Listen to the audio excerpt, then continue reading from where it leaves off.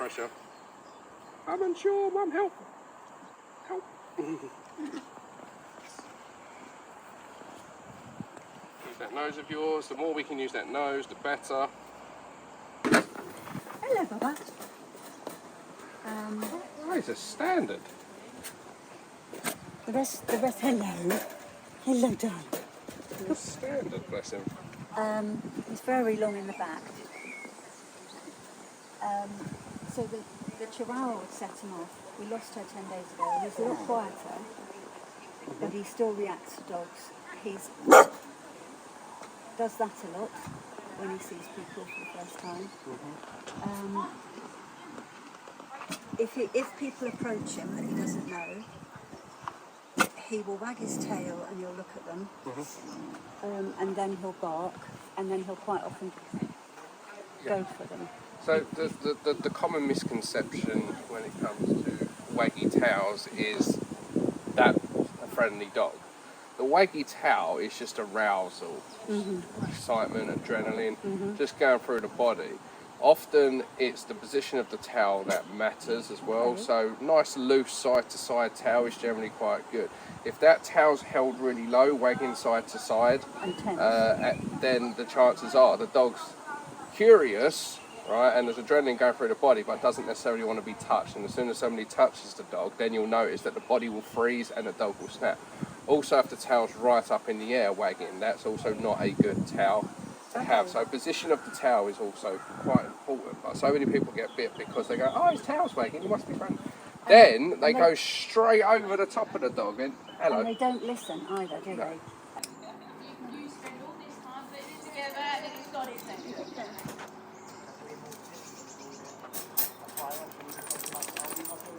Oh, don't let me down. I'm sure it'll be fine. Where are we going to stay up here? Well, we're going to go down there. Okay, let me get his treats. I love standard Dachshunds. Their back legs are built like freaking elite deadlifters. Like that smack there, sumo. I don't know why I adopted the sumo stance. I don't even do sumo when I deadlift. No. I do this. But their back legs are just built. So we're going to go down there. We'll wait for this dog to return. We're here anyway, so I'll carry your coffee down. We'll just walk down with the dog.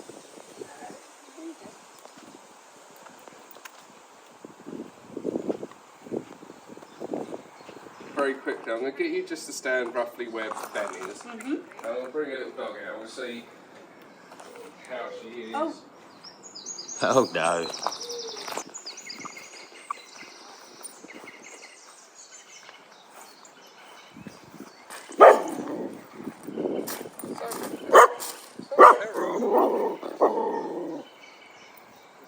Very insecure.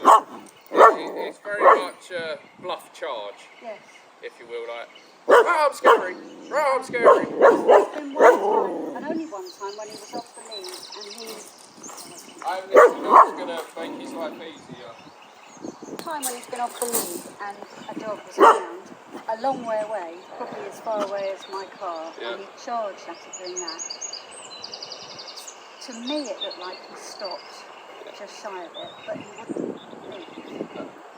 It's kind of like bluff charges. Like if he could speak, he'd be going, I'm terrified, I'm terrified, I'm terrified. But if he behaves in that manner, that thing goes away. So it's becoming self-reinforced in a sense. I behave that way, mum removes me, or that dog goes away. And then what happens is he sees another dog, he practices it, and then that dog keeps going, and it's almost like he's saying, yeah, keep walking, yeah. But it's from a place of insecurity, so that's not a problem. One of the things I do want to change is your harness. Okay. I'm glad you said that. Yeah. The reason being is harnesses were invented to give the dog the control comfortably. So they don't make a dog pull. All dogs can pull. They've got 4 legs, we've got 2, so they move quicker than us. Yeah. They naturally have a faster gait than humans, but then what happens is they hit tension on that lead and we keep moving. So the dog learns if I pull on that lead, I get to where I want to be. So we invented harnesses for dogs that pull, or for dogs that we want to pull comfortably.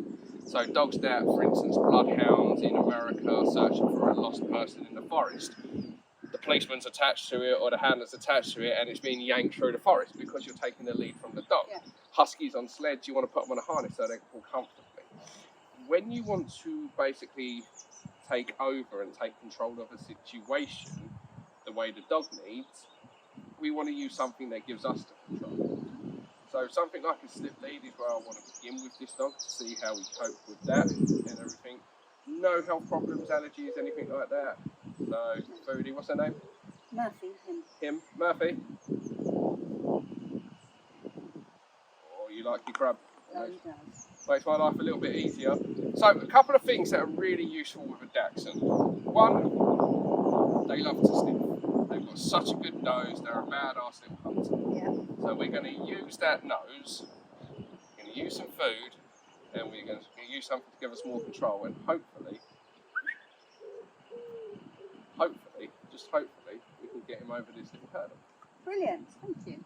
So first thing I want you to do is place this on Murphy, as high up as it goes, so the exact opposite to where the collar is. There we go, and then pass me this a second. There we go. Then it's got this little clasp. Can you just slide that clasp all the way down for me? I don't want to go right near it to bite the end of him. Perfect. There you can just unclip his lead. Don't worry about his harness, just unclip the lead from his harness. You see, Muff. So I'm going to get a little bit of pressure. I'm unsure, Mum, help. Help.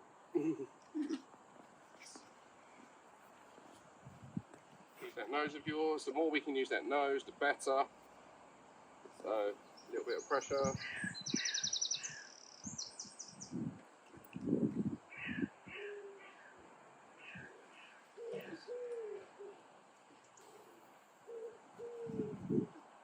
It was close. It was. Close to it.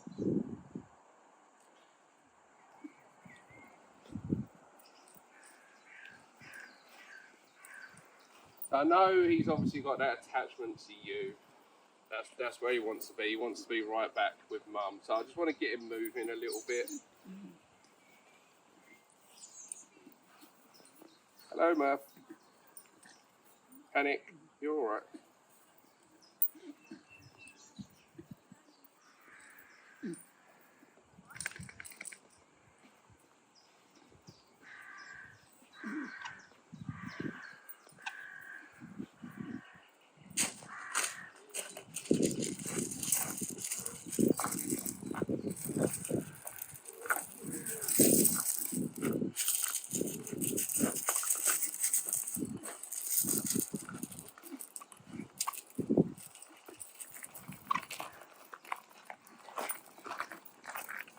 So I'm just trying to get him moving at the minute. Nothing too major. I know he's desperate to get back to you. He's likely to come here and start jumping up at you. Mum, save me, save me, save me. The problem is, he's got really bad coping mechanisms with things. Yeah, I bark, that thing goes away. When that doesn't happen, I come and I hide behind Mum. And you said when he first turned up, he's got that sort of very strong attachment to you. It took a while, but yes. Yeah. So what I want you to do, just take him, just go for a little walk with him. Okay. Just wherever you want to go. And if he starts to go in front, just pull up and relax. You want to try just to keep him to your left hand side, nice and relaxed. Pretty much just like that, to be fair.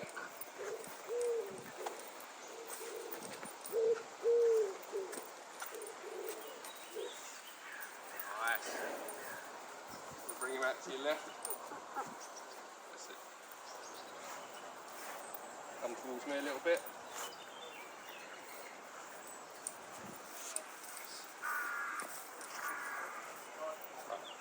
Got his treats? You can take those things. So, what I'm going to do is I'm going to bring, there we go. So I'm going to bring Myla out. Yeah. If he goes to lunge, it's up on that leg. Yeah? But what I want him to do is the second he sees Myla, before he reacts, put some of those treats on the floor.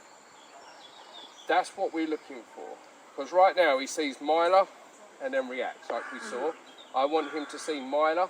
Ooh, treats from heaven. Nice seeing another dog. Yeah. The other thing I saw you not do was talk to him while you're walking around. That's He's something nervous of people, so if I start trying to, when he's nervous, he's going to struggle to follow basic commands. So me asking him to sit or things like that, he's not going to do it because he's a bit tense. So I don't want to set him up to fail or myself up to fail by asking him to do something that he's going to struggle to achieve.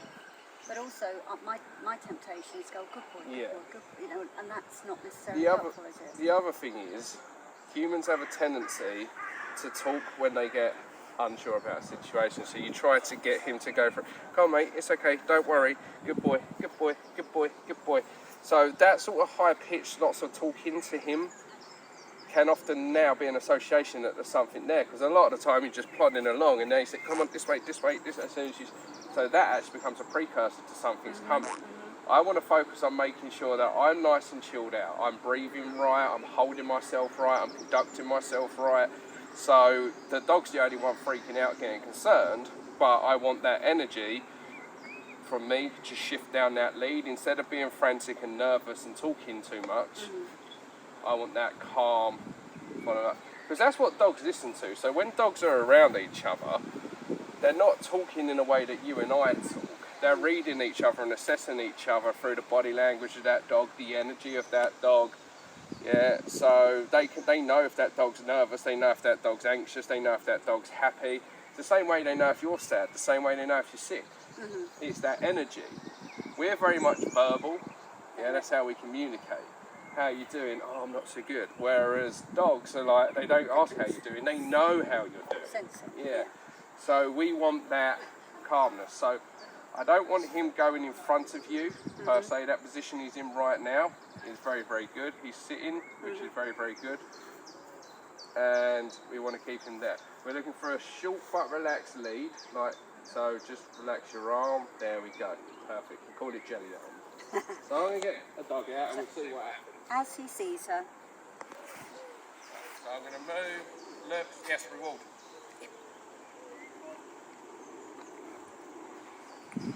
What it does is it just gives me time to create some space. Because the reality is, in the real world, you don't have somebody walking back, forth, back, forth, back, forth, back, forth. Yeah?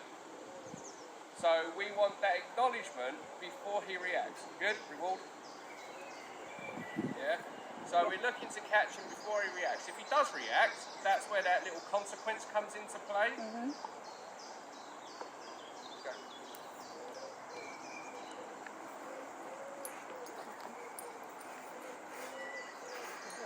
Nice. And then you walk that way. Let's see him walk in. There we go. Turn around, face me. That's alright. And then I walk off and you walk that way. That's into me. So what we want to look how close we get as well. Right? So what we want to look at, right, is once you've got those treats down, that now gives you seconds to analyse your next move. Yeah? That was too late. Stop. So we're here. So reward. Now your next move is that way. Yep. Once the dog's finished. Yeah? Yep. That's why we put the treats down on the floor. We put the treats down on the floor, one, because it brings the nose level down. Breaks the fixation a little bit. Two, it gives you time while the dog's nose is down to go, right, when the dog's finished, that way's going to give me more space. Get you to go onto the field. The second you see Frank, get those treats down and then look for your exit. Yeah? Yep. It's about there, that's good, that's nice. Turn around, nice but relaxed, head up, shoulders up. The second your dog sees Frank. Don't wait for that, because the big mistake sometimes we make is we wait for the dog to make a good choice, like look away or something, but then it's too late. The second it sees Frank, I want to hear you say yes and put him on the floor. Hasn't seen Frank yet. Yes. Down on the floor, look for your exit. Shouldn't have gone that way. That shouldn't have gone that way. No. I knew I shouldn't. That is literally following the dog. But But he didn't. react, which means what we're doing is working. Now, one thing I want you to pay Shout out the attention owner. to is you left some sausage behind. Yeah. Let him eat the sausage, and almost as soon as his head comes up, boom, move away. Otherwise, he's getting half a reward. He's like, here's your reward, nope, can't have it. So, yeah. Yeah? Yeah. It's like giving a kid a present on Christmas going, actually, no. Yeah? So we want him to finish his sausage. Mm-hmm. So it's He's got it. yeah. He's relaxed, and then we go on. Plus, if you move too fast and he hasn't had his sausage, one, he didn't really get his reward, and two, I'm dragging him, aren't I? you haven't had that much space and you're dragging him away. We want, like, almost in that instance, treat goes down, eat. When that head comes back up, boom, straight away. So treats, I'm literally rewarding him for not doing something in a sense. So I don't need many treats. I just need, yeah. Yeah. So what? It's a. Yeah. So what we're doing is it's called changing the dog's emotional response. Yeah. So right now, what I mean by that is he looks at Z trigger being a dog or a person or something that makes him uncomfortable. Good boy, great choice. He looks at these triggers, right, and they elicit emotional response in him. In his case, panic. That's what the sight equals reaction right now to him. We want him to learn sight equals good things. And through repetitions, what will start happening is he'll start to preempt it. So he'll start to look at a dog. Hey, Yeah. Yeah? Is it? Or looked at, yeah. So this is how we're changing it. So it's not we're going to start to create target fixation by teaching him staring at a dog wins, because we're not rewarding him for staring, we're rewarding for a look. Then that look is quickly broken by the treats going down on the floor. But very quickly what will happen is when he sees a dog, he'll start to look at you, and then you can reward him for that. Yeah? So he's now actively looking at a dog. It's triggering a feel-good response because he's now looking at you for direction and for, hey, mum, give me some food. Yeah. Yeah? And we all know the quickest way to a dog's heart is for its belly. So, certainly this one. Yeah? Did well as well because you knew you went the wrong way, but you didn't panic. He was like, all right, Frank, I'm after you now. Yeah, but because you was decisive, you went the wrong way, but you was decisive. Yeah. If you'd gone, oh shit, I've gone the wrong way, Wriggle. he would have gone, oh shit, oh it's Frank. Yeah. So you'll make mistakes, that's fine, but own it. Yeah, style it out. It's like you ever like tripped and then Yep. Oh, I meant to do that. yeah, just try and style it out. I watched Ben try and style it out at the gym. What did you walk into a wall? Bring the dog round. Down on the floor. That's it. That way. Boom! Look at that, look at the tail, look at the body. Sniffing. I don't care about Frank. Well done. And that's perfect as well, right? Because I see a lot of people that struggle to multitask, right? In the beginning, because they're taking it all in. So I'll be talking to them and they'll forget the training because I'm talking to them. So even though I was having a conversation, you left that conversation to focus on your dog, and that's what we need to be doing. Yeah, people are so worried about upsetting the person they're talking to that they actually put their dog in a stressful position. Yeah, stop what you're doing, create some space, come back, continue your conversation. But the dog in that moment didn't react to Frank, so that's twice now Frank's been out, and twice your dog's not reacted to it. Yeah, and Frank's a big dog with testicles, so for a male dog that's going to be hard. Yeah. Oh no. You've done really good.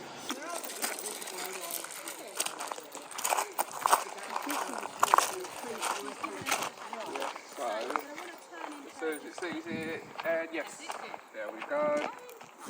That's alright.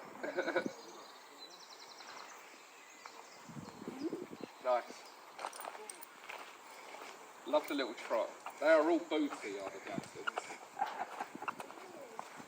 Nice and chilled out, nice loose lead. Keep your arm by your side though. There we go. Oh, it's lovely over here. Oh, it's freaking different country over there. Oh, she's fine up. She's not ignoring you. I know she's not ignoring me, I can see her. speed it up, just pull up on the lead. Yeah. It's quite common for him to speed up a little bit if he's in an environment that makes him uncomfortable. He knows not to react now, so his next response is to try to get out of it quickly. And then we'll go back down that way. How was that? That was brilliant, wasn't it? By my standard. One at a time, just stay here a sec. So, and whenever From you're the ready. voice. The seat is in front of you. There we go. That's it. There we go, nice and chilled out. Sweeten the deal, you can put some treats on the floor if you want to. There was a little bit of a murmur. A little bit of a murmur, but nothing major. No. Yeah, good boy. Good boy. Using his nose to deflect, you can reward that.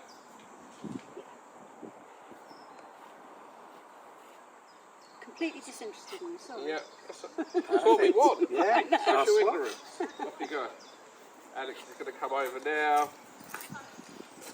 So Alex, be a bit more animated. Hello, can I say hello to your dog? Hello, can I say hello to your dog? Hey, buddy. Relax your arm. Boom. You use that tension to put the dog where you want, but then you have to turn it off. Yeah. Otherwise you're restraining. And restraining doesn't teach you tension on, then tension off. What you're saying is that tension on, tension off. Good boy. Good boy. Yeah? So that's what you're saying in that moment. So it's not restraining. We don't want to be holding the dog back because that can frustrate. So if the dog goes forward, which puts some tension on the lead, bring it back, relax. If the dog goes forward again, bring it back, relax. Good boy. Well done. And every time the dog makes a good choice, whether that's looking at Alex and looking away, whether that's looking at the floor, whether it's sniffing, whether it's anything like that, really good. So sitting down is obviously a relaxed position, isn't it? Oh, 'Cause massively. You're not ready to pounce, Yeah, are you? but he wouldn't sit down if he keeps going in front. No. And that's when he, imagine it's like the safe zone, danger zone. Behind you's the safe zone. When he's out in front of you, that's the danger zone. Yeah, that's when he's in the zone where people can touch him and things like that. We don't want that.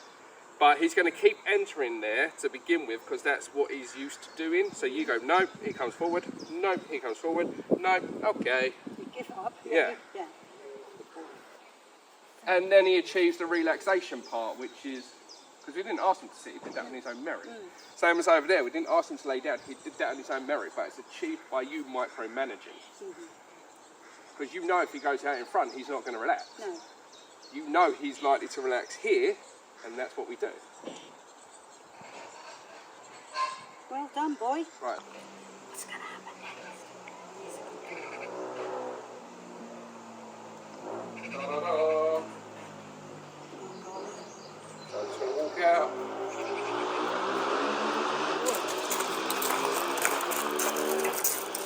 That.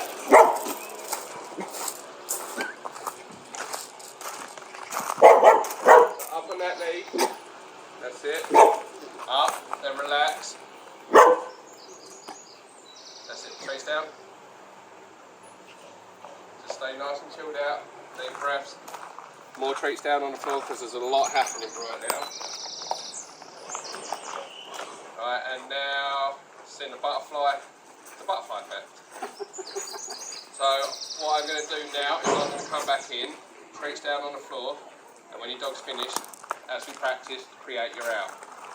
I'm going to come, treats down, and get your out. Oh shit.